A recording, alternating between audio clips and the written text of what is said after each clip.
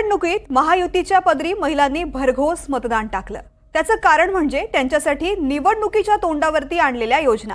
पण आता याच योजना बंद होणार का अशा चर्चा सुरू आहेत बऱ्याच दिवसांपासून, आणि याला दुजोरा दिलाय सरकारमधले मंत्री प्रताप सरनाईक यांनी। एसटी मधल्या महिलांना 50% सवलतीची योजना बंद करण्याचे संकेत सरनाईकांनी दिलेत।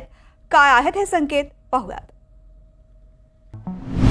महिलांना सवलत, एसटी तोट्यात। एसटीतली 50% महिलांची सवलत बंद होणार। विधानसभा निवडणुकांपूर्वी मोठा गाजावाजा करत महिलांना एसटी प्रवासात 50% सूट दिली। निवडणुकीदरम्यान महायुती सरकारनं मोठा प्रचारही केला। तब्बल 9 वर्षांनंतर म्हणजेच गेल्या वर्षी सप्टेंबर महिन्यात एसटी फायद्यात आल्याचं सरकारनं सांगितलं देखील। पण खुद्द परिवहन मंत्र्यांनी महिलांना 50% सवलत दिल्याने एसटी तोट्यात गेल्याचं म्हटलंय।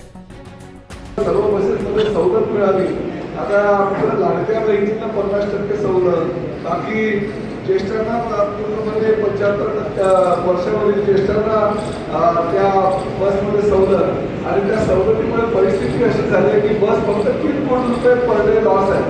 आणि अशा लॉसमुळे की जर आपण सगळ्यांनाच त्या ठिकाणी आता मोफत सवलत वगैरे देत बसतो, मला असं वाटतं की ते बस एसटी महामंडळ चालवलं पाहिजे। त्यामुळे सध्या तरी या बाबतीचा विचार करू शकत नाही। एसटीचा तोटा वाढतोय म्हणून एकीकडे 15% भाडेवाढही करण्यात आली, दुसरीकडे उत्पन्न वाढवण्यासाठी एसटीच्या मालकीच्या जागा भाड्यानं दिल्या जाणार आहेत। 3360 एकर जमिनीचा खासगी बिल्डर्सच्या माध्यमातून विकास करणार। मुंबई, पुणे, ठाण्यातील जागांवर विकास केला जाणार। जिल्हा स्तरावर 885 एकर, तालुका पातळीवर 1535 एकर आणि गाव पातळीवर 945 एकर जागेचा विकास केला जाणार आहे। महिलांना, ज्येष्ठांना 50% सवलत या महायुती सरकारच्या लोकप्रिय योजना ठरल्या। त्यामुळे आता याच योजनांवर सत्ताधाऱ्यांनीच हात ठेवल्यानं चर्चांनी जोर धरलाय। पण उपमुख्यमंत्री एकनाथ शिंदेंनी या योजना बंद होणार नसल्याचं स्पष्ट केलंय।